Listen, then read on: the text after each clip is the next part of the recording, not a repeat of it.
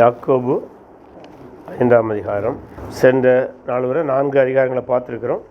இன்றைக்கு நம்ம 5ஆம் அதிகாரத்துக்கு செல்ல இருக்கின்றோம். இந்த 5ஆம் அதிகாரத்தில் முதல் 6 வசனங்களை மட்டும் நாம் வாசிப்போம். ஐஸ்வர்யவான்களே கேளுங்கள், உங்கள் மேல் வரும் நிர்பந்தங்கள் நிமித்தம் அலறி அழுங்கள். உங்கள் ஐஸ்வர்யம் அழிந்து உங்கள் வஸ்திரங்கள் பொட்டரித்து போயின. உங்கள் பொன்னும் வெள்ளியும் துருப்பிடித்தது. அவைகளுள்ள துரு உங்களுக்கு விரோதமாக சாட்சியாயிருந்தது. அக்கினியைப் போல உங்கள் மாம்சத்தை தின்னும் கடைசி நாட்களில் பொக்கிஷத்தை சேர்த்தீர்கள். இதோ உங்கள் வயல்களை அறுத்த வேலைக்காரருடைய கூலி உங்களால் அநியாயமாய் பிடிக்கப்பட்டு கூக்குரலிடுகிறது. அறுத்தவருடைய கூக்குரல் சேனைகளுடைய கர்த்தரின் செவிலில் பட்டது. பூமியிலே நீங்கள் சம்பிரமமாய் வாழ்ந்து சுகபோகத்தில் உழந்தீர்கள். கொளுத்தவைகளை அடிக்கும் நாளில் நடக்கிறது போல உங்கள் இருதயங்களை போஷித்தீர்கள். நீதிமானை நீங்கள் ஆக்கினைக்குள்ளாக தீர்த்து கொலை செய்தீர்கள். அவன் உங்களோடு எதிர்த்து நிற்கவில்லை. இந்த 5ஆம் அதிகாரம் 4ஆம் அதிகாரத்தில் 13 முதல் 17 வரை நாம் படித்த அதே வசனங்களுடைய அந்த கருத்துடைய தொடர்ச்சி தான். அதாவது 4ஆம் அதிகாரத்தில் ஒடுக்கப்படுகிற மக்களை குறித்து பேசினார். அந்த 4ஆம் அதிகாரத்தில் 13 ஒடுக்குகிறவர்களை குறித்து சில எச்சரிப்பை கொடுத்தார். ஆகவே அதுக்கு தொடர்ச்சியாகத்தான் 5ஆம் அதிகாரம் வருகிறது. இந்த ஒடுக்குகிறவர்களை குறித்து சொல்லும்போது ஐஸ்வர்யவான்களை கேளுங்கள் என்று சொல்கிறாரு. ஐஸ்வர்யவான்களை என்று சொல்லும்போது பொதுவாக இது கிறிஸ்தவர்களுக்கு எழுதப்பட்ட நிருபம். ஆகவே நாம் கிறிஸ்தவர்கள் என்று நாம் புரிவோம். ஆனால் இந்த யாக்கோபு நிருபத்தை படிக்கும்போது நமக்கு எப்போதுமே மனதில் இருக்க வேண்டியது யூதர்களுடைய பின்னணியில் எழுதுகின்றார். யூதருடைய பின்னணியில் எழுதும்போது இயேசுவை அறிந்த யூதர்களும் இயேசுவை அறியாத யூதர்களும் கலந்த ஒரு சமூகத்தை மனதில் வைத்து எழுதுகிறார். கிறிஸ்தவர்களுக்கு எழுதினார், ஆனால் இயேசு அறியாத யூதர்களையும் மனதில் வைத்து எழுதினார். ஏனென்றால் இந்த ஐஸ்வர்யவான்களை என்கிற வார்த்தையை படிக்கும்போது அவர் அதைத்தான் சொல்கிறார். அதாவது விசுவாசிக்கிற ஐஸ்வர்யவான்களும் சரி, விசுவாசிக்காத ஐஸ்வர்யவான்களும் சரி, ரெண்டையும் சேர்த்து தான் எழுதுகிறார். கேளுங்கள், உங்கள் மேல் வரும் நிர்பந்த நிமித்தம் அலறி அழுங்கள். ஏன்னா இயல்பான ஒரு கடுமையான எச்சரிப்பை கொடுக்கின்றார். பழைய ஏற்பாட்டில் ஏசாயா, எரேமியா, எசேக்கியேல் தீர்க்கதரிசிகள் எவ்வளோ கடுமையான வார்த்தைகளை அவர்கள் வாழ்ந்த சமூகத்திலே சொன்னார்களோ அதற்கொப்ப வார்த்தைகள் இங்கே இருக்கிறது. நீங்கள் ஏசாயா, எரேமியாலெல்லாம் படித்தீங்கன்னா அந்த அவர்களுடைய விக்கிரக வணக்கம், அவருடைய தவறான வாழ்க்கைகளை கடுமையாக எச்சரிப்பார்கள். கடுமையான வார்த்தைகளை, அதற்கு சற்றும் குறையாத வார்த்தைகள் அவர் இங்கே பயன்படுத்துகிறார். அதான் சொல்லார், உங்கள் மேல் வரும் நிர்பந்த நிமித்தம் அலறி அழுங்கள். உங்கள் ஐஸ்வர்யம் அழிந்து உங்கள் வஸ்திரங்கள் பொட்டரித்து போயின. உங்கள் பொன்னும் வெள்ளியும் துருப்பிடித்தது. வெள்ளியும் பொன்னும் துருப்பிடிக்குமா? துருப்பிடிக்காது. ஆனால் பொன் மங்கும் இல்லை, வெள்ளி அதனுடைய தன்மை இழக்கும். தன்மை இழக்கும்னா வெள்ளிக்கு தன்மை இழக்காது, அதுவும் நாளடைவில் அது கறக்கும். கறக்கிறதான ஒரு பண்பு அதுக்கு உண்டு. பொன் கூட நாளடைவில் மங்கக்கூடியதான், கருப்பாகக்கூடியதான். அதைத்தான் அவர் சொல்கிறார். அவையில் உள்ள துரு உங்களுக்கு விரோதமாய் சாட்சி இருந்தது. இன்னொரு அழைத்து பார்க்கும், இன்றைய போல் பர்ஃபெக்டான கோல்டு இருந்ததா? இல்லாமல் இருந்திருக்கலாம். ஆகவே துருப்பிடிக்கிற தன்மை இருந்திருக்கலாம். அக்கினி போல உங்கள் மாம்சத்தை தின்னும் கடைசி நாட்களில் பொக்கிஷத்தை சேர்த்தீர்கள். எப்படி சேர்த்தாங்களா பாருங்க. ஐஸ்வர்யவான் என்று சொன்ன உடனடியாக அது பாவம் என்று நாம் கருதக்கூடாது.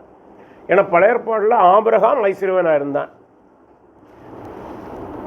யோபு ஐஸ்வர்யவனாக இருந்தான். யோபுக்கு ஐஸ்வர்யத்தை குறித்து சொல்லும்போது அந்த புஸ்தகத்தை படிக்கும்போது அவனுடைய கால்களை அவன் நெய்யால் கழுவினதாக கருத முடியும்.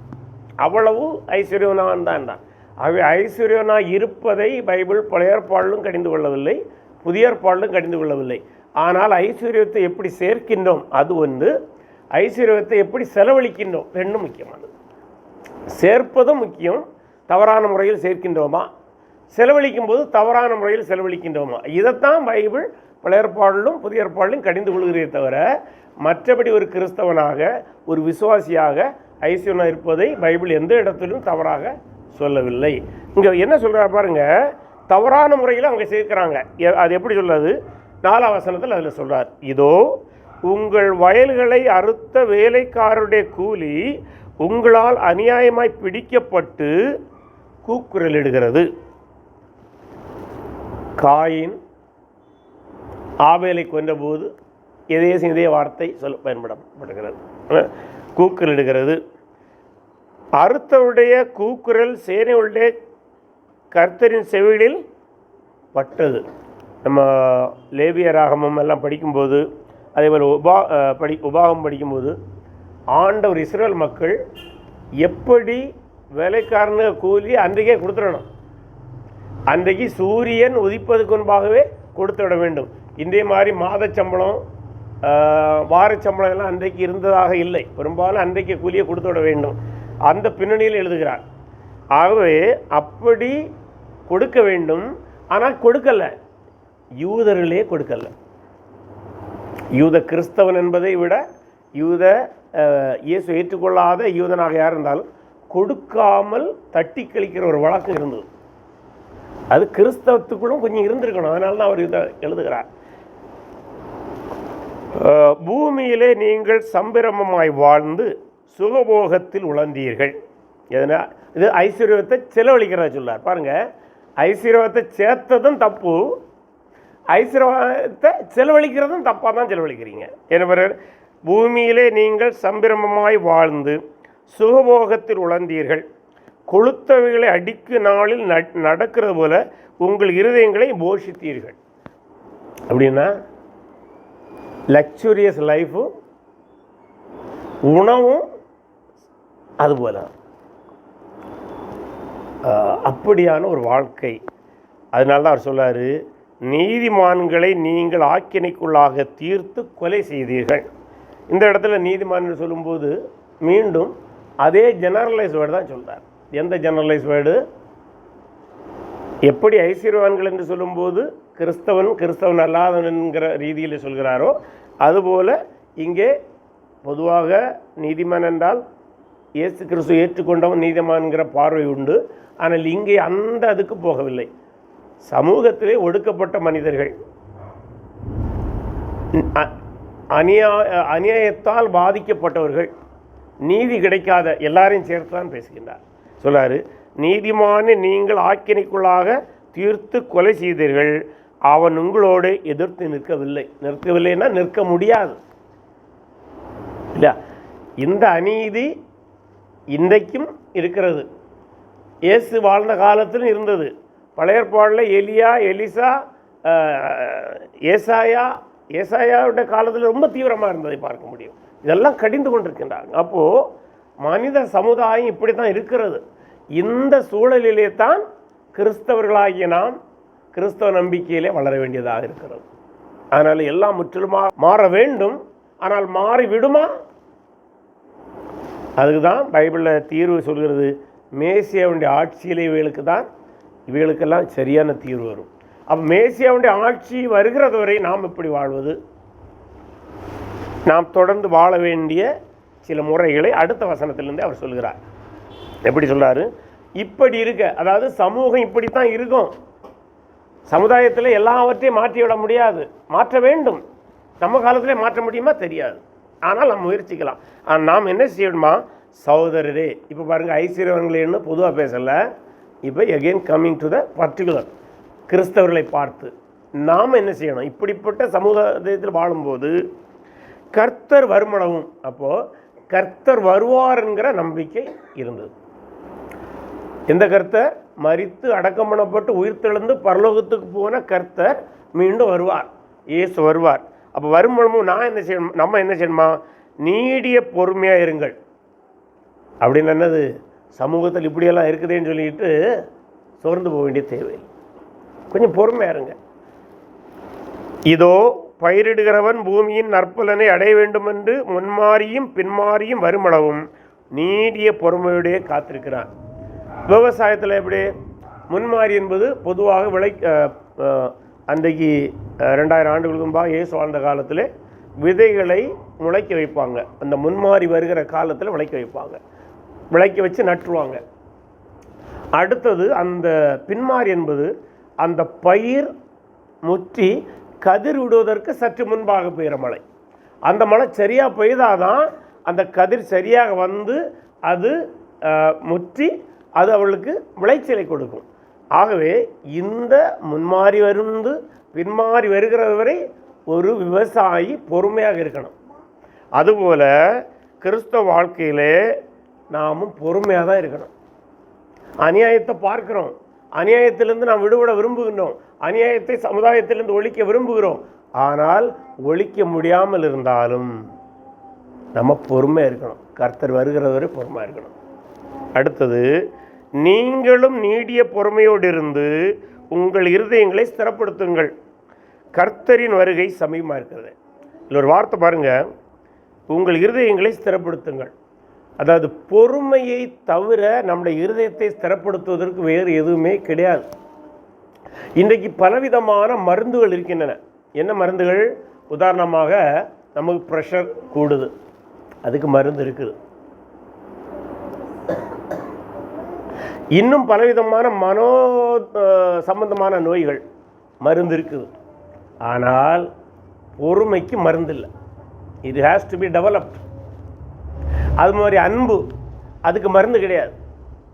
அன்பை டெவலப் பண்ண தான் செய்யணும். அதனால் அவர் சொல்கிறார், நீங்கள் இவைகளெல்லாம் வளர்த்து அதை பொறுமை உங்கள் இருதயங்களை ஸ்திரப்படுத்துங்கள். நம்முடைய heart has to be strengthened. இருதயம் பலமாக இருக்கணும். தொடர்ந்து சொல்கிறாரு, சகோதரரே, நீங்கள் நியாயம் தீர்க்கப்படாதபடிக்கு ஒருவருக்கொருவர் விரோதமாய் முறையிடாருங்கள். அப்படின்னா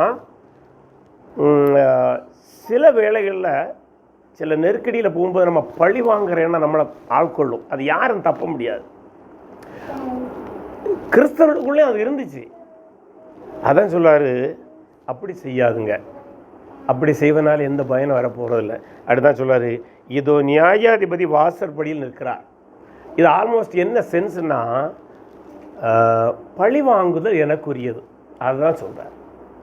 ஆகவே நீங்கள் என்ன செய்ய வேணும்? சகோதரருக்குள்ளாக இருந்தாலும் சரி, நம்ம மேலே படித்தவங்க ஐஸ்வர்யவான்கள் நிற்கிறாங்க, இது நிமித்தமோ நீங்கள் எதிர்த்து நீங்கள் பழி வாங்காதுங்க. எந்த பழி வாங்குதலும் நமக்கு பிரச்சனையை தான் கொண்டு வரும் இல்லையா? அதனால் தேவன் அதில் இடைபடும்படியாக நீங்கள் பொறுமையாக இருங்க. நியாயாதிபதி வாசற்படியில் நிற்கிறார் அப்படின்னா God will bring justice to us. நமக்கு தேவன் நீதியை கொண்டு வருவார். ரெண்டாவது, நீங்கள் பழி வாங்குதல் தேவனுக்குரியது என்று சொல்லுகின்றார். மீண்டும் சொல்கிறாரு, என் சகோதரரே, கர்த்தருடைய நாமத்தினாலே பேசின தீர்க்கதரிசிகளை துன்பப்படுத்தலுக்கும் நீடிய பொறுமைக்கும் திருஷ்டமாக வைத்துக் கொள்ளுங்கள். பாருங்கள், விவசாயத்திலிருந்து பொறுமை குறித்து ஒரு பாடம் கற்றுக் கொடுத்தார். ரெண்டாவதாக, தேவன் நியாயம் தீர்ப்பார், ஆகவே நீங்கள் பழிவாங்காமல் இருங்கள், பொறுமையோடு இருங்கள் என்று ரெண்டாவது ஆலோசனை. மூன்றாவது ஆலோசனை, நீங்கள் பழைய ஏற்பாட்டு தீர்க்கதரிசிகளை பாருங்கள். ஏசாயாவை எவ்வளோ துன்பப்படுத்துகிறாங்க. கடைசியில் மனாசே ராஜா அவரை வாளால் அறுத்தார் என்று சொன்னாங்க. ஒரு மரத்திலே குகையிலே ஒளிந்திருந்தார் என்பதை அறிந்து அந்த மரத்தை அப்படியே வைத்துவிட்டு மரத்தால் அறுத்தாருங்கிற ஒரு பாரம்பரியம் இருக்கிறது. இன்னொரு பாரம்பரியம், ஒரு மிருகத்துடைய தோலுக்குள்ளாக அவரை உயிரோடு வைத்து வெயிலே காய வைத்து அறுத்தார்கள் என்று பல பாரம்பரியங்கள் இருக்கிறது. எந்த பாரம்பரியம் உண்மையோ என்பது நமக்கு பிரச்சனை இல்லை. அவர்கள் கொடுமைப்படுத்தப்பட்டார்கள் என்பது உண்மை. அடுத்ததாக எரேமியாவை சொந்த ஊரில் தெருவிலெல்லாம் கல்லறிஞ்சாங்க. அவர் போகிற இடங்களெல்லாம் விரட்டி கல்லறிஞ்சாங்க. சொந்த சகோதரர்கள் கல்லறிஞ்சாங்க, சொந்த குடும்பத்தார் கல்லறிஞ்சாங்க. ஆனால் அவர் விசுவாசத்தை விடவில்லை. அடுத்ததாக தானியேலை பற்றி நமக்கு நல்லாவே தெரியும். ஆனால் அவர்களெல்லாம் பொறுமையோடு அதை சகித்தாங்க. இந்த ஒரு வசனம் உங்களுக்கு ஞாபகம் இருக்குமானால், எபிரேயர் 11ஆம் அதிகாரத்துக்கு சம்மரி. எபிரேயர் 11ஆம் அதிகாரத்தில் அங்கே விசுவாசத்துக்காக பொறுமையோடு சகித்த லிஸ்ட்டை படிக்கிறோம். அந்த 11ஆம் அதிகாரத்தை ஒரே வசனத்தில் சொன்ன போல தான் நீங்கள் அவங்கள பாருங்கள், எவ்வளோ பொறுமையோடு இருந்தாங்க என்று சொல்கிறார். அடுத்தது 11ஆம் வசனத்தில் இன்னொரு எக்ஸாம்பிளை சொல்லுவார். இதோ பொறுமையாக இருக்கிறவர்களை பாக்கியவான்கள் என்கிறோமே, யோபின் பொறுமை குறித்து கேள்விப்பட்டிருக்கிறீர்கள். கர்த்தருடைய செயலின் முடிவையும் கண்டிருக்கிறீர்கள். கர்த்தர் மிகுந்த உருக்கமும் இரக்கமும் உள்ளவராக இருக்கிறார். யோபு நமக்கு நல்லா தெரிஞ்சுதான் இல்லையா? எவ்வளோ பாடுகள். சொந்த மனைவியே இழிவாக பேசினார்கள் இல்லையா? ஆனால் எல்லாவற்றையும் கேட்டுக்கொண்டு அந்த விசுவாசத்தை அவர் விடவில்லை. பொறுமையிலே அவர் தொடர்ந்ததை நாம் பார்க்கிறோம். அடுத்ததாக 12ஆம் வசனத்து வருகின்றார். விசேஷமாய் என் சகோதரரே, வானத்தின் பேரிலாவது பூமியின் பேரிலாவது வேறெந்த ஆணையினாலாவது சத்தியம் பண்ணாதிருங்கள். நீங்கள் ஆக்கினைக்குள்ளாக தீர்க்கப்படாதபடி உள்ளதை உள்ளதென்றும் இல்லதை இல்லதென்றும் சொல்லுங்கள் என்று சொல்கிறார். காரணம் என்னென்னா, யாத்ராகமம் 20ஆம் அதிகாரம் 7ஆம் வசனத்தை படிப்போம்னா, இப்போ படிக்க வேண்டாம். அங்கே தேவன் பெயரிலே ஆணையிடக்கூடாது, பொய் ஆணையிடக்கூடாது என்றெல்லாம் பார்க்கணும். அதை எழுத சொல்கிறார். ஏன்னா மீண்டும் நம்ம என்ன பார்க்கணும், இது அத்தனையும் யூதர்களுடைய பாரம்பரிய பின்னணியிலே தான் அதை பேசி கொண்டிருக்கிறார். இதை படித்தவர்களும் அனைவரும் யூத கிறிஸ்தவர்கள். அவங்களுக்கு இந்த வசன பகுதியெல்லாம் நன்றாக தெரியும். அவனமாக சில ஆலோசனை கொடுத்துவிட்டு 13லிருந்து 20 வரை மிக மிக முக்கியமான ஒரு இடத்துக்கு போகிறார். இந்த 13லேருந்து 20 வரை தான் எக்கச்சக்கமான கன்ஃபியூஷனை இன்றைக்கி கிறிஸ்தவத்துக்குள்ளே கொண்டு வந்திருக்குன்னு சொல்ல முடியும். ஏனென்றால் ஆனால் இதில் இந்த வசன பகுதியை புரியும் போது ஆக்சுவலாக 20ஆவது வசனம் தான் அதுக்கு மெயின் தீமை சொல்லும், அல்லது எதற்காக இதை எழுதினார் என்பதை 20ஆவது வசனத்தில் தான் வரும். அவை 20ஆவது வசனத்தை மனதில் வைத்து கொண்டு தான் இந்த 13லேருந்து 20 வரை வசனத்தை புரியணும். அப்படி புரியாமல் ஐசோலேட்டடாக புரிஞ்சோன்னா நம்ம ஒரு தவறான இறையில் போய் நிற்போம். அது என்னென்னா இனி படிப்போம். உங்களில் ஒருவன் துன்பப்பட்டால் ஜெபம் பண்ண கடவன். பாருங்கள், இதுவரை துன்பப்படுகிறவங்க பொறுமையாக இருக்கணும்னு சொன்னார். ஆனால் பொறுமை மட்டுமே கிறிஸ்தவ தீர்வு அல்ல. இங்கே நமக்கு ஒரு நம்பிக்கை இருக்கிறது. என்னவென்றால், நீங்கள் துன்பப்பட்டால் ஜெபம் பண்ணுங்க. இதுதான் கிறிஸ்தவத்துக்கும் மற்ற மதங்களுக்கும் மற்ற தத்துவங்களுக்குள்ள வேறுபாடு. ஏன்னா அங்கே பொறுமையவர்களை சொல்லுவாங்க. நீங்கள் சைக்கியாட்ரிஸ்ட்கிட்ட போனாலும் சரி, அல்லது ஒரு சைக்காலஜிக்கல் கவுன்சிலிங் போனாலும், நம்மளால் முடியாத ஒரு நிலை வரும்போது அந்த இடத்துல பொறுமையாக இருங்கன்னு அவங்க ஆலோசனை சொல்லுவாங்க. சில உளவியலாக ஆலோசனை கொடுக்கணும்னு சொல்லுவாங்க, நீங்கள் உங்கள் தெய்வத்துக்கிட்ட ஜெபம் பண்ணுங்கன்னு சொல்லுவாங்க. ஆனால் பைபிள் மட்டும்தான் அடிப்படையிலே சொல்கிறது, நீங்கள் துன்பப்படும் போது ஜெபம் பண்ணுங்க. ஏனென்றால் இதற்கு மேலே நீங்கள் பார்த்ததெல்லாம் உங்களுடைய கட்டுப்பாட்டுக்கு அப்பாற்பட்டது. உங்களால் இவையெல்லாம் கட்டுப்படுத்த முடியாது. சமுதாயத்தை உங்களை கட்டுக்குள்ளே கொண்டு வர முடியாது. சில நெருக்கடிகளை நம்முடைய சொந்த பலத்தால் மேற்கொள்ள முடியாது. ஆகவே உங்களில் ஒருவன் துன்பப்பட்டால் ஜெபம் பண்ண கடவன். Start praying. எவ்வளவு பொறுமை இருந்தாலும் பொறுமையோடு நீங்கள் ஜெபம் பண்ணுங்கள். அடுத்தது, ஒருவன் மகிழ்ச்சியாக இருந்தால் சங்கீதம் பாட கடவன். மகிழ்ச்சியாக இருந்தால் சங்கீதம் பாட கடவன்கிற ஒரு வார்த்தை சலேற்றோ என்கிறதான ஒரு வார்த்தை இருக்கிறது. சலேற்றோ என்கிற வார்த்தை இசைக்கருவியோடு பாடுதல், அதான் அதுக்கு பொருள். ஏன்னா கிறிஸ்தவத்தில் ஒரு துர்போதனை குழு இருக்கிறது. நம்முடைய மாவட்டத்தில் அது இல்லை என்று நினைக்கின்றேன். அந்த துர்போதனை குழு என்ன சொல்லுவாங்கன்னா, இசைக்கருவியை வைத்து பாடுவது தேவனுக்கு பிரியமானதல்ல, அது உண்மையான கிறிஸ்தவத்துக்கு அடையாளம் அல்ல என்று ஒரு குழு இருக்கிறார்கள். நான் அவர்களை பெங்களூரில் சந்திச்சிருக்கிறேன். ஆனால் அது தவறான போதனை. ஏனென்றால் இந்த வார்த்தையுடைய பொருளே, நீங்கள் இசையோடு தேவனை போழ்த்தி பாடுங்கள், அதான் பர்த்தம். அப்படியானால் இசைக்கருவியோடு நீங்கள் பாடுங்க. எப்போ? நீங்கள் மகிழ்ச்சியாக இருந்தால். அப்போ துன்பமாக இருந்தால் பாடக்கூடாதுன்றா அப்படி அல்ல. சரி, அடுத்தது 14ஆம் வசனம். இந்த 14, 15, 16 தான் ரொம்ப காம்ப்ளிகேட்டட் வர்ஸ். ஆனால் இந்த காம்ப்ளிகேஷனை நான் ஏற்கனவே சொல்லியிருக்கிறேன். 20 பின்னணியில் நீங்கள் புரியணும். நம்ம கொஞ்சம் கொஞ்சமாக போவோம். உங்களில் ஒருவன் வியாதிப்பட்டால் அவன் சபையின் மூப்பர்களை வரவழைப்பானாக. அவர்கள் கர்த்தருடைய நாமத்திலே அவனுக்கு எண்ணெய் பூசி அவனுக்காக ஜெபம் பண்ண கடவர்கள். முதலாவது, இந்த வசனத்தில் வருகிற இந்த வியாதிப்படுதல், எண்ணெய் பூசுதல், இந்த ரெண்டும் இதில் வியாதி என்றால் என்ன? இப்போ இதில் வியாதி வந்தால் எண்ணெய் பூசி மட்டும் ஜெபித்தால் நோய் தீரும் என்கிற ஒரு பார்வையை இந்த வசனத்தில் இப்படி வைத்தோம் என்றால் அதில் ஒரு சிக்கல் இருக்குது. என்னன்னா, அப்படியானால் எல்லா நோய்க்கும் எண்ணெய் பூசி ஜெபித்தால் குணமாகிவிடும் என்கிற கருத்து வரும். ஆனால் கேள்வி என்னவென்றால், அப்படி எங்காவது குணமாகிறதா? 2000 ஆண்டுகளுக்கு முன்பு இயேசு வாழ்ந்த காலத்தில் அது சாத்தியம் இல்லாமல் தானே இருந்தது. இயேசு ஹீல் பண்ணார், அதை நான் இப்போ மறுக்கல, அதை விட்டு நான் பேசுகிறேன். இன்றைக்கு வருகிற நோய்களுக்கு அனைத்துக்கும் எண்ணெய் பூசி ஜெபித்தால் நோய் குணமாகி விடுகிறதா? என்ன நடக்குது? அப்படி இருந்தால் கிறிஸ்தவர்களுக்கு நோயே வராது.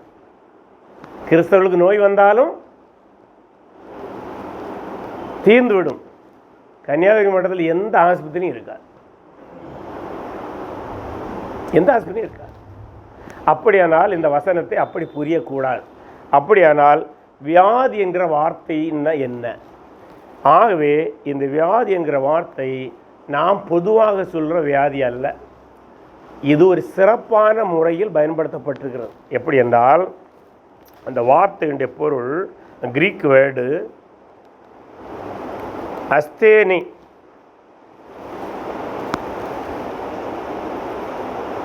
அஸ்தேனி என்கிறதான ஒரு வார்த்தை. இந்த வார்த்தை பைபிளில், குறிப்பாக புதிய ஏற்பாடில் 2 விதமாய் பயன்படுத்தப்பட்டிருக்கிறது. ஒன்று, 4 சுவிசேஷங்களிலும் இயேசு எங்கெல்லாம் அற்புதம் செய்தாரோ அங்கெல்லாம் பெரும்பாலும் ஃபிசிக்கல் ஹீலிங்கை தான் சொல்லப்பட்டது. அதை நம்ம மறக்கலை. நல்லா புரிஞ்சுடுங்க. இயேசு வாழ்ந்த காலத்தில் 4 சுவிசேஷங்களிலும் இந்த வார்த்தை பெரும்பாலும் ஃபிசிக்கல் ஹீலிங்கை தான் சொல்லியிருக்கு. ஆனால் அப்போஸ்தலர் நடவடிக்கை பின்பு, குறிப்பாக நிருபங்களில் வரும்போது, இந்த வார்த்தை பல இடங்களிலே ஃபிசிக்கல் ஹீலிங்கை சொல்லலை, அது வேறொரு கருத்தை சொல்லுகிறது. ஆகவே பெரும்பான்மையான அறிஞர்கள் சொல்ல வருகிறாங்க, யாக்கோபும் அதே விதத்தில் தான் பயன்படுத்துகிறார். எந்த விதத்தில்? நிருபங்களிலே ஃபிசிக்கல் ஹீலிங் அல்லாமல் இன்னொரு வகையான வியாதி என்று வைத்துக்கொள்வோம். இப்போது பின்னால் அதுக்கு வருவோம். இன்னொரு வகையான வியாதி என்று வைத்துக்கொள்ளலாம். சரி, அப்படியானால் இன்னொரு வகையான வியாதி என்னவென்றால், அதை சரியாக மொழிபெயர்க்கிறவர்கள் என்ன சொல்லுவாங்கன்னா, இட்ஸ் எ வீக்.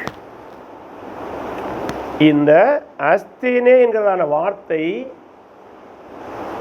பலகீனங்கள், கட்டாயமாக வியாதி இல்லை. பலகீனம்னா என்னது? இது பலகீனம்னா என்னது? பலகீனம்னா நோயை தான் குறிக்கணும்னு கிடையாது. இயலாமை. இங்கே ஒரு வசனம் படிக்கலாமா? எபிரேயர் 12:3 படிங்க. ஆகையால் நீங்கள் விலையுள்ளவர்களாய் உங்கள் ஆத்துமாக்களை சோர்ந்து போகாதபடிக்கு நமக்கு விரோதமாய் பாவிகளால் செய்யப்பட்ட விதமான விபரீதங்களை சகித்து அவரையே மீட்டும். இளைப்புள்ளவர்களாய், சோர்வுள்ளவர்களாய், இதே பதம் தான் அங்கே வருகிறது. இதே கருத்தை அது சொல்கிறது. ஆகவே ஃபிசிக்கல் சிக்னஸாக இருக்க வேண்டிய கட்டாயம் கிடையாது. உங்கள் ஆத்துமாக்கள் இளைப்புள்ளவர்களா என்ன அர்த்தம்? மன ரீதியான பிரச்சனை, மன ரீதியான பலகீனம், மன ரீதியான நோய், வியரி. ஆக்சுவலாக அது வீடு வியரின்னு தான் வருது. வியரின்னு என்ன தெரியுமா? நம்ம ஒரு மெட்டல் பீஸை ரொம்ப தேய்ச்சிட்டோம்னா அது என்ன ஆயிரும்? இப்போ நம்ம கதவு வீசாரி அப்படியே தேஞ்சு கொஞ்ச நாளாக அது வியராகும், கொஞ்சம் தேய்மானம் வரும் இல்லை? அதுபோல் இருக்க வேண்டிய முறையில் இல்லாமல் அதில் ஒரு தேய்மானம் வந்திருக்குது. அதுபோல் இங்கே ஒருவன் ஆத்ம ரீதியிலே தேய்மான உடையவனாக, பலகீனவனாக, சோர்ந்தவனாக இருக்கின்றான். அடுத்ததாக, அப்போ அதை ஓரளவு புரிந்து கொண்டோம். அடுத்து என்ன பாருங்கள், வியாதிப்பட்டால் இவன் தான் மூப்பனை வரவழைக்கணும். இங்கே இன்னொன்று கவனிக்கணும், உங்களில் ஒருவன் வியாதிப்பட்டால் சுகமாக்கும் வரமுடையவனை அழையுங்கள்னு சொல்லலை. ஏன் சொல்லலை? சுகமாக்கும் வரமுடையவனை அழைங்கன்னு சொல்லலை. அது நீங்களே யோசிங்க. அப்படி சொல்லாமல் சபையுடைய மூப்பர்களை அழைங்க. சபையுடைய மூப்பர்கள் யார்? பாஸ்டர்ஸ் அல்லது சபையுடைய பணிகளை செய்கிறவர்களை அழைங்க. அதுதான். அழைத்து விட்டு என்ன செய்யணுமா?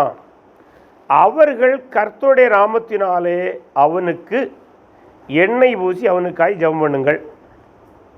இந்த எண்ணெய் பூசுதல் இதுதான் அடுத்த சிக்கலான. ஏன்னா இதில் முக்கியம் பல வியூ இதில் சொல்கிறாங்க. ஆனால் மேஜராக 3 வியூ. ஒன்று, எண்ணெய் பூசுதல் என்பது சாதாரணமாக மருந்து கொடுப்பது தான் என்கிற ஒரு வியூ இருக்கிறது. நம்ம கிறிஸ்தவர்களாகவே சிலர் அதை தான் ஆதரிக்கிறாங்க. ஏன்னா அந்த முதல் நூற்றாண்டில் இன்றைக்கு மாதிரி வேறு டானிக் அப்படியெல்லாம் கிடையாது. பெரும்பான்மையான நோய்களுக்கு மருந்தே எண்ணெய் தான். ஆகவே பல அறிஞர்கள் இது மெடிசினல் அப்ளிகேஷன் சிலர் சொல்கிறாங்க. ரெண்டாவது ஒரு பார்வை இருக்கிறது, இது இட்ஸ் எ ரெஃப்ரெஷ்மெண்ட். அப்படின்னா எண்ணெய் பூசுதல் ரெஃப்ரெஷ்மெண்ட் சொல்லுகிறது. எங்கே என்றால் மத்தேயு 6ஆம் அதிகாரம் 17ஆம் வசனத்தை படிங்களா? மத்தேயு 6:17.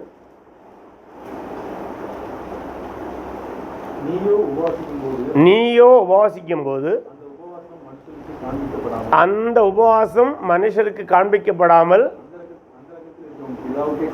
அந்தரங்கத்தில் இருக்கும் பிதாவுக்கே காணப்படும்படி உன் தலைக்கு எண்ணெய் பூசி முகத்திக்கலாம். அப்படின்னு என்னது? நீ பொதுவாக யூதர்கள் உபவாசம் பண்ணும்போது தங்களை ரெட்டுடுத்தி ரொம்ப பரிசேரோட உபவாசத்தை எல்லாம் தெரியாதா? ஒரு மாய்மாலம் இருக்கும். இயேசு சொல்லார் அப்படியெல்லாம் இருக்கக்கூடாது. நீ உபவாசம் இருக்கிறியா, எண்ணெயெல்லாம் பூசி ரொம்ப ஃப்ரெஷ்ஷாக போகணும். நான் படிக்கும்போது என்னை கூட ஒரு பையன் படித்தான். அவன் என்ன பண்ணுவான்னா, உபவாசம் இருந்தான்னா எல்லாரும் அவன் உபவாசம் இருக்கிறத அறியணும். அதனால் என்ன பண்ணுவான்னா, ஒரு பிளேட்டை எடுத்துகிட்டு எல்லோரும் கண்ணு முன்னே எடுத்து ஒழிச்சு வைப்பான். அவனுக்கு பிளேட்டை எடுத்துகிட்டு ஒழிக்க வைப்பான். அடுத்தது பிளேட்டை ஒழிச்சு வைக்க போகும்போது எப்படி போவான்னா, ரொம்ப பலகீனமோ இப்படி நடந்து போவான். எதுக்குன்னா எல்லாரும் அவனை காணணுமா, கண்டு என்ன கேட்கணும்? நீ உபவாசமானு கேட்கணும். அதுபோல் சிலர் இருந்தாங்க இயேசு காலத்துலேயும். அதனால தான் சொல்றாரு, எண்ணெய் பூசி உன்னை ஃப்ரெஷ்ஷாக வச்சுக்க. நீ உபவாசம் இருக்கிறியா, நீ உபவாசம் இருக்கிறத வேறு அறியப்படாது. அப்போ எண்ணெய் பூசலுக்கு எதை காட்டுகிறது? ஃப்ரெஷ்ஷாக இரு, குளித்து எண்ணெயெல்லாம் பூசி நீ உபவாசம் இருக்கிற வேறு யாரும் தெரியாது. ஸோ எண்ணெய் பூசல் டு ரெஃப்ரெஷிங், அதுதான் காட்டுகிறது என்று சிலர் விளக்குறார்கள்.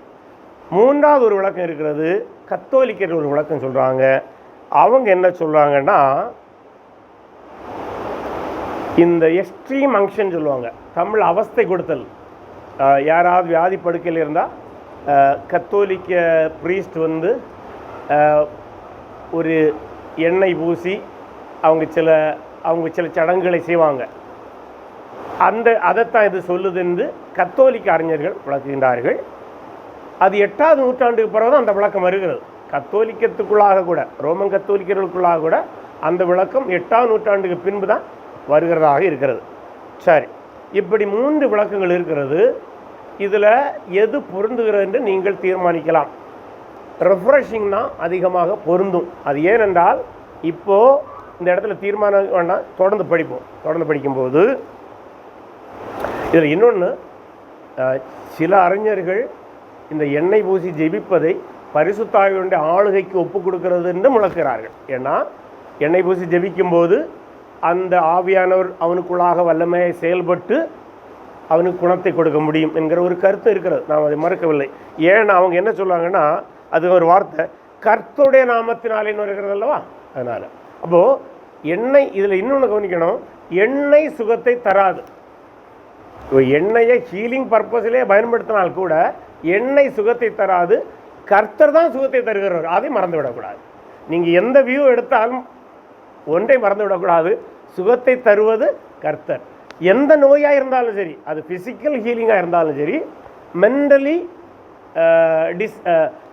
டிப்ரெஷன் என்கிற ரீதியில் எடுத்தாலும் சரி, சுகத்தை தர வேண்டியது தேவன் தான். அதில் எந்த மாற்றமும் கிடையாது. அடுத்தது 15ஆம் வசனத்துக்கு போகும். அப்பொழுது விசுவாசமுள்ள ஜெபம் பிணியாளியை ரட்சிக்கும். இந்த இடத்துல பாருங்க, நம்ம ஏற்கனவே பார்த்தோம்,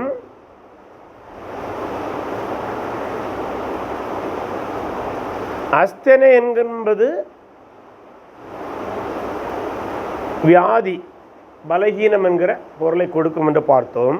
இந்த இடத்துல பிணியாளின்னு வருகிற வார்த்தை, இந்த பிணியாளி என்கிற வார்த்தை கிரீக்கில் கம்னோண்டா என்கிற ஒரு கிரீக்க வார்த்தை. இதனுடைய பொருள் என்னவென்றால் ஆல்மோஸ்ட் சேம் மீனிங் தான், டு பி வியரி. அந்த வார்த்தையுடைய அதே பொருள் தான் இது வருகிறது. அப்போ என்ன அர்த்தம்? எகெயின் நாட் ஃபிசிக்கல் வீக்னஸ் அல்ல, ஃபிசிக்கல் சிக்னஸ் அல்ல, சம்திங் எல்ஸ், மனதளவிலே சோர்ந்து போயிருக்கிறது. பின்னிப்படிங்க, அப்பொழுது விசுவாசமுள்ள ஜெபம் புண்ணியாளியை ரட்சிக்கும். சில டிரான்ஸ்லேஷனில் என்ன போட்டுக்கிறாங்கன்னா ப்ரேயர் ஆஃப் ஃபெய்த் இல்லை, ப்ரேயர் ஆஃப் த ஃபெய்த் அப்படின்னு அர்த்தம் என்னன்னா விசுவாசம் உள்ளவர்களுடைய ஜெபம்.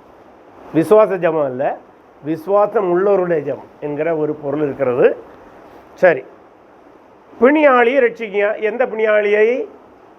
பலவீனமாக இருக்கிற பிணியாளியை ரட்சிக்கும். இந்த ரட்சிப்பு ஆத்தும ரட்சிப்பை சொல்லவில்லை, இந்த ரட்சிப்பு ஹீலிங்கை சொல்லுது.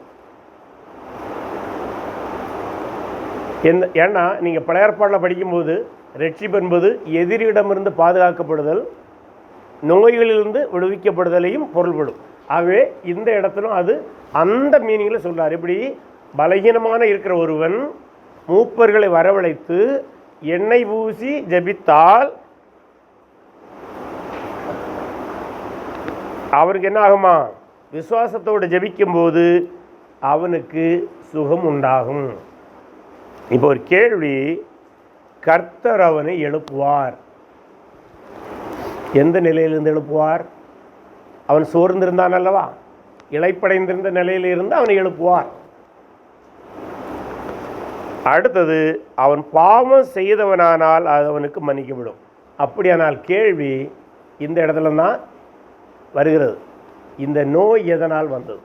அது எந்த நோயாக இருந்தாலும் சரி, ஃபிசிக்கல் சிக்னஸாக இருந்தாலும் சரி, மனதளவில் உள்ள சோர்வாக இருந்தாலும் சரி, அது எதனால் வந்திருக்கலாம் என்று சொல்ல வருகிறார்.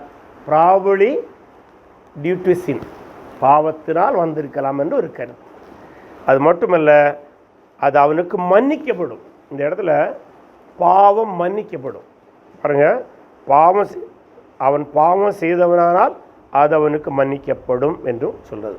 அடுத்தது 16ஆம் வசனம், நீங்கள் சொஸ்தமடையும் படிக்கு உங்கள் குற்றங்களை ஒருவருக்கொரு அறிக்கையிட்டு. இந்த இடத்துல தான் இதை ஃபிசிக்கல் ஹீலிங்னு சொல்லாமல் மென்டல் ஹீலிங்னு சொல்ல வராங்க. ஏன்னா யார் யார் அறிக்கணும்? இங்கே எல்டர் வந்திருக்கிறாங்க, மூப்பர் வந்திருக்கிறாங்க. So you converse one another. நீங்கள் அவருக்கு விரோதமாக தப்பு செய்திருந்தா அல்லது அவர் உங்களுக்கு எதிராக தப்பு செய்திருந்தா யூ கன்வர்ஸ் ஒன் அனதர். ஒருவருக்கொருவர் நீங்கள் அறிக்கை செய்யுங்க. தேவனிடத்தை மட்டும் அல்ல, ஒருவருக்கொருவர் நீங்கள் அறிக்கை செய்யுங்கள். அடுத்து ஒருவருக்காக ஒருவர் ஜெபம் பண்ணுங்க. யாரெல்லாம்? மூப்பர்கள் இவனுக்காக ஜெபம் பண்ணணும், இவனும் அவங்களுக்காக ஜெபம் பண்ணணும். ஏன்னா இட்ஸ் அ ரிகான்சிலேஷன் ப்ராசஸ். ஒருவருக்கொரு ரிகான்சியல் ஆக வேண்டும். பண்ணுங்கள். நீதிமான் செய்யும் ஊக்கமான வேண்டுதல் மிகவும் பலனுள்ளதாக இருக்குது. அப்போது இந்த இடத்துல ஃபிசிக்கல் ஹீலிங்காக இருப்பதை விட சைக்காலஜிக்கல் ஹீலிங், அல்ல சோர்ந்து இருக்கிறவன் ஹீல் ஆக வேண்டும். எப்போ தான் அது ப்ராசஸ் சரியாகும்? ஒருவருக்கு ஒருவர் அறிக்கை செய்யும்போது மனத்தாங்கல்கள் இருக்கலாம், மனபாரங்கள் இருக்கலாம், மன அழுத்தங்கள் இருக்கலாம். இதெல்லாம் எப்போ தான் ஹீல் ஆகும்? when we converse to God and when we reconcile to fellow human being. ஆகவே இந்த என்டையர் ப்ராசஸே கிறிஸ்தவர்கள் தங்களுக்குள்ளாக ஒருவரை ஒருவர் ரிகான்சியல் பண்ணுவதான் சொல்கிறோம். அப்போது அந்த ரிகான்சியல் ஆகாமல் இருந்தால் அது மன அழுத்தமாகிய வியாதியை கொண்டு வரலாம், சோர்வுகளை கொண்டு வரலாம். அதனால தான் இதை சொல்கிறார். தொடர்ந்து படிக்கும்போது, எலியா என்பவன் நம்மை போல பாடுள்ள மனுஷனாக இருந்தும் மழை பெய்யாதபடிக்கு கருத்தாய் ஜெபம் பண்ணினான். அப்பொழுது 3 வருஷமும் 6 மாதமும் பூமியின் மேல் மழை பெய்யவில்லை. இது மொட்டையான ஒரு வசனம் போல தெரியலாம். ஆனால் சில அறிஞர்கள் என்ன சொல்லுவாங்கன்னா, எலியா எந்த காலத்தில் வாழ்ந்தான்? இஸ்ரவேல் தேசம் விக்கிரக வணக்கத்தில் போய்கொண்டிருந்த காலத்தில் வாழ்ந்தான். அவனுடைய செய்தி என்னது? Please reconcile with Jehovah. அதுதான் அவனுக்கு மெசேஜ். அப்போ மேலே சொன்னது போல எலியாவை எதற்கு மேற்கோள் காட்டுகிறார்? Elijah called the people of Israel to reconcile with God. That will bring healing to this nation. அது உங்களுக்கு செழிப்பை கொண்டு வரும், அது உங்களுக்கு மழையை கொண்டு வரும், அது உங்களை பாதுகாக்கும். ஆகவே நீங்களும் சபையிலே ஒருவரை ஒருவர் குற்றங்களை அறிக்கை செய்யுங்க, பாவ அறிக்கை செய்யுங்க, ரீகான்சைல் ஆகுங்க. அதுதான் உங்களுக்கு விடுதலை தரும், அதுதான் உங்கள் நோயிலிருந்து விடுதலை தரும். அது எந்த விதமான நோயாக இருந்தாலும் சரி. இப்போ நமக்கு அது போக வேண்டிய தேவையில்லை. But God will heal you. எப்படி இஸ்ரேல் தேசத்தை தேவன் சுகப்படுத்த எலியாவை பயன்படுத்தினாரோ, எப்படி இந்த ரீகான்சிலிங் அழைச்சாரோ, ஆண்டவர் அதே போல் உங்களை அழைக்கின்றார். அடுத்ததாக மறுபடியும் ஜெபம் பண்ணினார். 2 ஒன்று சேர்த்தார். அப்பொழுது வானம் மழையை பொழிந்தது, பூமி தன் பலனை தந்தது. அடுத்து 19 வசனம். சகோதரரே, உங்களில் ஒருவன் சத்தியத்தை விட்டு விலகி மோசம் போகும்போது, எங்கே வந்துட்டாரு? ஏதேசம் 14 வசனத்துக்கு சென்ஸ் தான். உங்களில் ஒருவன் வியாதிப்பட்டால், உங்களில் ஒருவன் விலகி போனால், அதுக்கு தான் வர. உங்களில் ஒருவன் வேலைக்கு போனால், சத்தியத்தை விட்டு விலகி போகும்போது மற்றொருவன் அவனை திருப்பினால். அப்போ என்னது? இங்கே ரீகான்சிலியேஷன் தான். அங்கே அதே கான்செப்ட் தான் பேசுகிறார். ஆக இது கன்க்ளூஷன். திருப்பினால் தப்பி போகிற மார்க்கத்தினின்று பாவியை திருப்புகிறவன் ஒரு ஆத்துமாவை மரணத்தினின்று ரட்சித்து திரளான பாவங்களை மூடும் என்று அறிய கடவன். அப்படின்னு என்ன அர்த்தம்? திரளான பாவங்கள். இப்போ ஒரு விசுவாசி என்று வைத்துக்கொள்வோம். அவன் பின்வாங்கி போயிட்டான். அவனை ரெஸ்டோர் பண்ண நம்ம எந்த முயற்சி எடுக்கலை. அப்போ என்ன நடக்கும்? அவன் அதிலே போய் பாவம் பெருகிக்கொண்டே போகும் அவனுடைய வாழ்க்கையில். அது அவனுக்கு அழிவை கொண்டு வரும். அதை விட்டு நம்ம மூப்பர்களாக, சபையாக நாம் அவனை ரெஸ்டோர் பண்ணிட்டோன்னா ஆகும், அவனையும் தப்பிக்கொள்ளும். அவன் மூலம் உலகத்தில் பெறுகிற பாவத்தையும் தடுக்கிறோம். ஆகவே இந்த என்டையர் பேசேஜ் ஃபிசிக்கல் ஹீலிங்கை சொல்லுதா அல்லது மனதளவில் உள்ள ஹீலிங்கை சொல்லுதா? எதுவாக இருந்தாலும் அடிப்படையில் restoring is the main message. அவனை கிறிஸ்துக்குள்ளாக கொண்டு வரும். இதில் இன்னொரு வார்த்தை, அந்த எண்ணெய் பூசுதல் என்கிற கூடுதலான ஒரு தகவலாக சொல்லுவதாக இருந்தால், எண்ணெய் பூசுதலுக்கு பயன்படுத்தப்படுகிற வார்த்தை அலிபெசன்டேஸ். இந்த அலிபெசன்டேஸ்ங்கிற வார்த்தை ரப்பிங் த ஆயில் தான். Rubbing the oil on the body, சரீரத்துக்கு மேலே எண்ணெய் பூசுதலை தான் அது சொல்லுகிறது. இயேசு கிறிஸ்துடைய தலையின் மேலே ஒருத்தி எண்ணெய் பூசினாள் இல்லை, அதைத்தான் அது பேசுகிறது. சிலர் இதை அனாயிண்டிங்னு சொல்லுவாங்க. ஆக்சுவலாக அந்த ஆர்த்த அனாயிண்டிங்கோட பொருந்தும். ஆனால் அனாயிண்டிங்கில் 2 வகை உண்டு. ஏன்னா அனாயிண்டிங்னா சாதாரணமாக எண்ணெய் பூசியதையும் சிலவில் அனாயிண்டிங் தான் சொல்லுவாங்க. நம்ம சரீரத்தில் நோய் வர இடத்துல எண்ணெய் பூசுவோம்ல, அதையும் அனாயிண்டிங்னு சொல்ல முடியும். ஆனால் ரிச்சுவல் அனாயிண்டிங், அதாவது ரிலீஜியஸ் அனாயிண்டிங், அதுக்கு இன்னொரு வார்த்தை உண்டு. அந்த வார்த்தையுடைய பெயர் கிரியோ. அதுதான் ரிலீஜியஸ் அனாயிண்டிங். அந்த ரிலீஜியஸ் அனாயிண்டிங்னு சொல்லுவதுதான் ஆசாரியர்களை திருநிலைப்படுத்தும் போது அபிஷேகம் பண்ணுவாங்கல்ல, அந்த அனாயிண்டிங். ஆனால் அந்த வார்த்தை இங்கே பயன்படுத்தப்படலை. இங்கே பயன்படுத்தப்பட்டுக்கிற வார்த்தை ஆர்டினரி அப்ளைங் ஆயில். ஆகவே இதை ரிலீஜியஸ் அனாயிண்டிங்கோட கொண்டு போய் பரிசுத்தாவினுடைய அபிஷேகம் என்று சில விளக்குறவர்கள் உண்டு. ஆனால் அந்த அளவுக்கு போக வேண்டிய தேவையில்லை. இங்கே சாதாரணமாக எண்ணெய் பூசி அவனை ரெஃப்ரெஷ் பண்ணி அவனை ரீகான்சைல் பண்ணுங்க. அதுதான் simple message. To restore him to the fellowship. அதுதான் இந்த விஷயம். ஆனால் இதை பலவிதமாக பிரசங்கிக்கிறார்கள். ஆனால் நம்ம கவனத்தில் கொள்ள வேண்டியது reconciling, restoring him to the fellowship. அதனால் he will be refreshed. அவனுடைய ஸ்பிரிச்சுவல் லைஃப்பில் ரிஃப்ரெஷ் ஆகிரும். அதுதான் மெசேஜ். இதை நீங்கள் ஃபிசிக்கல் ஹீலிங் எடுத்தாலும் அது சிலர் அப்படி தான் வளர்க்குறாங்க. பட்டு நல்ல பெரும்பான்மை அறிஞர்கள் இந்த இடத்துல அது ஃபிசிக்கல் ஹீலிங்கை சொல்லலைன்னு தான் வராங்க. ஏன்னா இந்த இடத்த ஃபிசிக்கல் ஹீலிங் கொண்டு போகிற சிக்கல் நம்ம முதல்ல பார்த்தோம்ல, அப்படின்னா எல்லா நோய்க்கும் எண்ணெய் பூசி ஜெபிச்சு ஹீலிங்கிறதான தவறான இடத்துல போய் முடியும். ஆகவே இந்த வசனத்தில் அது அதை சொல்லவில்லை, ரெஸ்டோரிங் தான் சொல்லுது. ரெஸ்டோரேஷன், ரிகான்சிலேஷன், ரெஃப்ரெஷிங், இந்த மூன்றையும் தான் அது பேசுகிறது. சரி, இப்போது இந்த இடத்துல நம்ம முடிச்சிருவோம். உங்களுடைய கருத்துக்கள் ஏதாவது இருந்தால் சொல்லலாம். நீங்கள் சொத்தமனை மணிக்கு உங்கள் குற்றங்களை ஒருவருக்கொருவர் இருக்கு இல்லையா, அது வந்து இஷ்யூ வித் சம்வன், அந்த பர்சன் கூட போய் நம்ம ரெக்கன்சைல் ஆகுது. ஆமாம், அதாவது சிலர் என்ன சொல்கிறாங்கன்னா, திஸ் அதான் பார்த்துங்க, தப்பி போன இது என்டையர் பேசேஜ் எடுக்கணும்.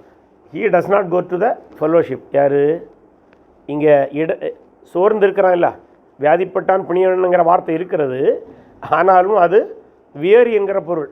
ஆவிக்குரிய வாழ்க்கையிலே சோர்ந்து, ஆவிக்குரிய வாழ்க்கையிலே பின்வாங்கி, ஐக்கியத்தில் சபைக்கு போகாமல் வீட்டில் இருக்கிறான். சம்திங் ஏதோ ஒன்று போகுது, ஒன்றில் சபை மூப்பர்களுக்கும் அவனுக்கும். அந்த இடத்துல அவன் என்னன்னா, யூ கால் த எல்டர்ஸ். ஏன்னா நீ போகலை, அட்லீஸ்ட் அவனை வீட்டில் கூப்பிட்டு டிஸ்கஸ் த மேட்டர்ஸ், அவங்களோட பேசு.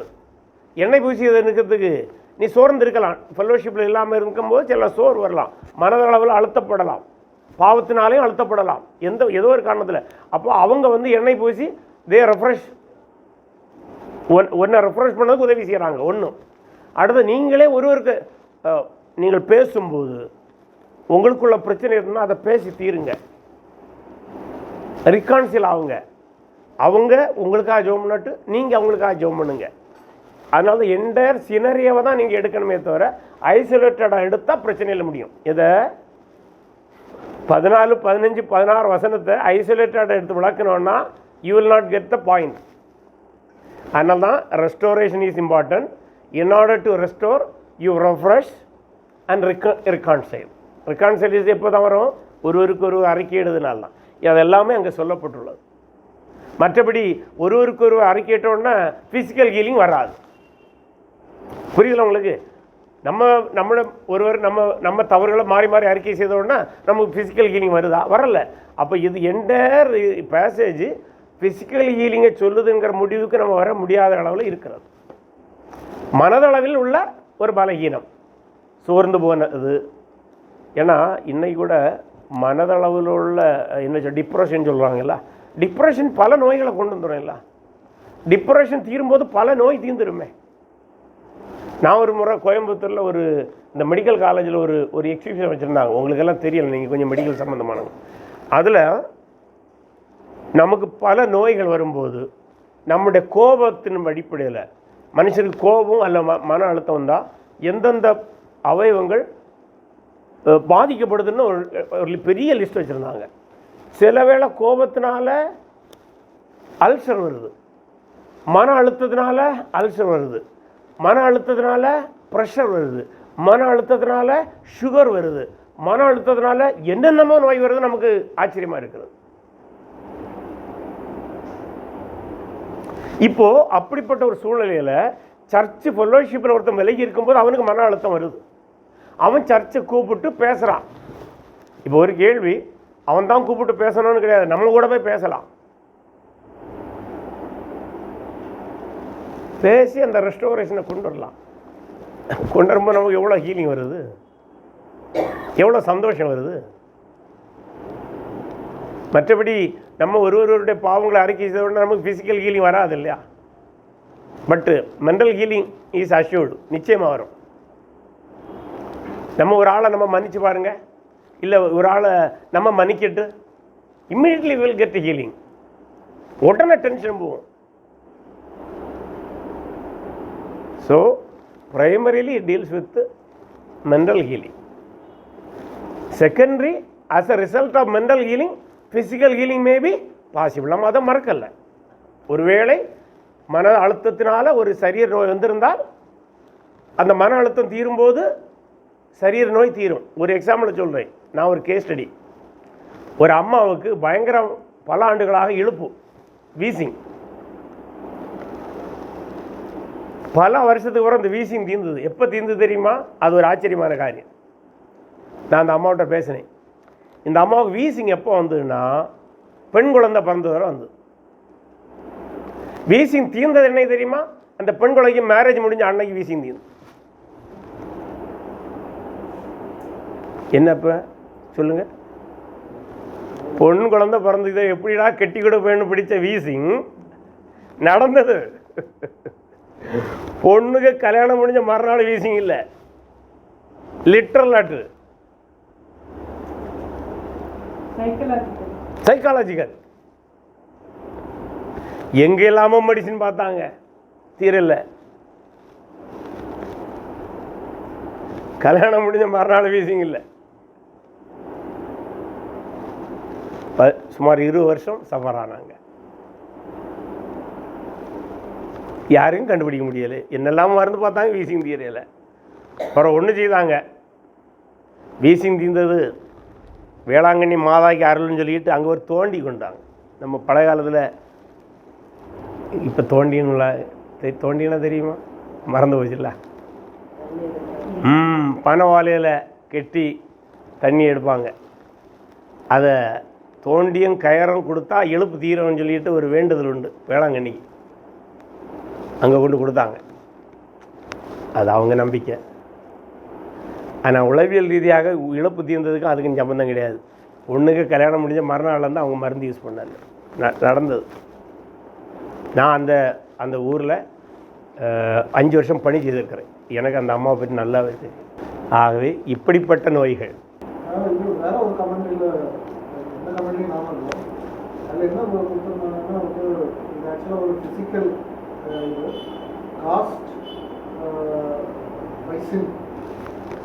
அது சிச்சை உங்கள் மீனிங்கில் வரைக்கும் சிச்சைக்கு தான் கூட வந்து என்னன்னா அவங்களுக்குள்ள மூப்பர்கள் சபைக்குள்ள அந்த probably because of discipline, disciplinary action இருக்கிறதுனால ஒரு கச்சரவு இருக்கிறதுனால அதுக்கு இதாக தான் வந்தாங்கன்னா இந்த ரீகன்சிலேஷன். ஆமாம், கரெக்டு. அதெல்லாம் கரெக்ட். அதெல்லாம் அந்த வியூக்குள்ளலாம் இருக்குது. அதான் சொல்லி அது ஆல்மோஸ்ட் இதுதான். சிச்சை மூலம் physical healing, physical sickness affect ஆகிருக்கலாங்கிற கருத்து இருக்கிறது. உண்மைதான். மெனி வியூஸ் இருக்குது. பட்டு இந்த என்டையர் பேசேஜ் வந்து ரெஸ்டோரேஷன் தான். ஆயில் வந்து ரெஃப்ரெஷிங்காக மெடிசினாக அது ஒரு வியூ. இந்த ரெஸ்டோரேஷனுங்கிறவங்க அந்த ரெஃப்ரெஷிங் தான். அது நீங்கள் சொன்ன வியூ உண்டு. பல கமெண்ட்ரிஸில் அப்படி இருக்குது. நானும் இந்த நேற்று ப்ரிப்பேர் பண்ண சில கமெண்ட்ரிஸில் இந்த வியூலாம் வந்து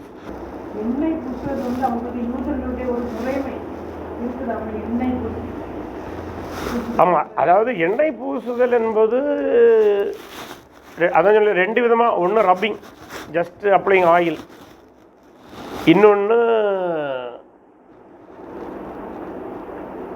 செரிமோனியல், கைரோன்னு படிச்சோங்களா, அந்த செரிமோனியல் அனாயிண்டிங்.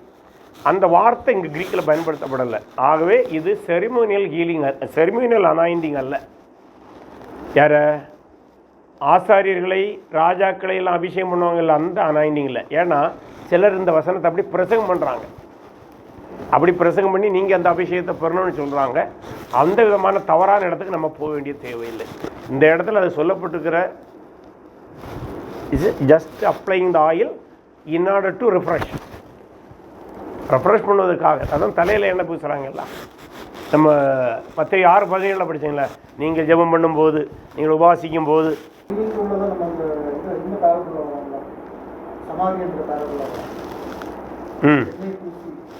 ஆமாம் ஆமாம், அது மெடிக்கல், அந்த ஃபிசிக்கல் ஹீலிங். ஆமாம். ஸோ அந்த ஹீலிங்கு இங்கே ஃபிசிக்கல் சிக்னஸ்னால் அது பொருந்தலாம். இது ஃபிசிக்கல் சிக்னஸ்னால் அது பொருந்தும்.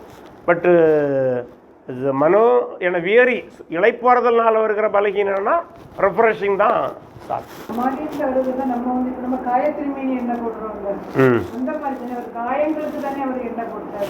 ஆமாம், ஏதோ ஒரு எண்ணெய், காயத்திருமையான ஏதோ ஒரு எண்ணெய். ஆமாம், அதான் அதே எண்ணெய். அன்னைக்கு வந்து அவங்களுக்கு மற்ற மாதிரி குடிக்கிறதும் எண்ணெயாக தான் இருக்கும். நம்ம பழைய நாட்டு மருந்து அதே மாதிரி தான். என்ன அந்த எண்ணெய் பெரும்பாலும் மற்ற ஆலிவ் பேஸ்டாக இருக்கும், ஆலிவ் எண்ணெயுடைய பேஸ்டாக இருக்கும்.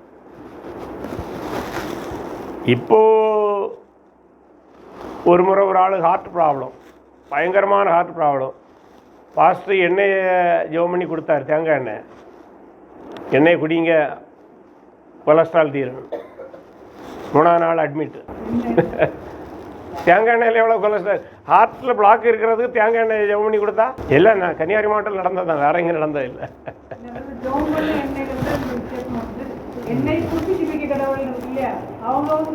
இது எண்ணெயை குடிச்சு இது எண்ணெயை குடிச்சில்ல ஜெபம் பண்ண சொல்லியது.